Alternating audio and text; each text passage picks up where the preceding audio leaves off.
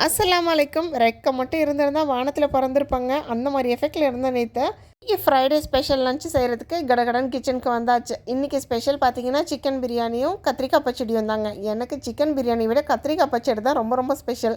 Use பண்ணுற மிளகாத்தூள் நிறைய பேர் கேட்டிருந்தீங்க. இங்கே வந்து ஈஸ்டர்னில் நல்லா ஹாட்டாக இருக்க மிளகாத்தூளும் ப்ளஸ் அது கூட காஷ்மீரி சில்லி பவுடர் ரெண்டுமே வாங்கி நான் ரெண்டுத்தையும் ஒரு பாக்ஸில் போட்டு மிக்ஸ் பண்ணி வச்சுக்குவேன்.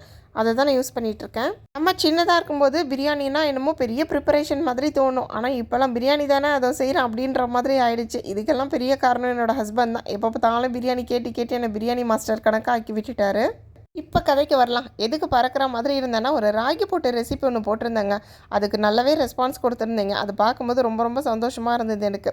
நிறைய வீடியோஸ் அப்லோட் பண்ணும்போது ஒரு சிலது வியூஸே போகாது. அப்போ எனக்கு ஒரு மாதிரி டவுட் வந்துடும். இது நல்லா தான் இருக்கா, இல்லை நமக்கு தான் பிடிக்குதா, மற்றவங்களுக்கு பிடிக்கலையான்ற மாதிரி. ஆனால் நேற்று அந்த டவுட் கிளியர் பண்ண எல்லாருக்குமே ரொம்ப ரொம்ப நன்றி.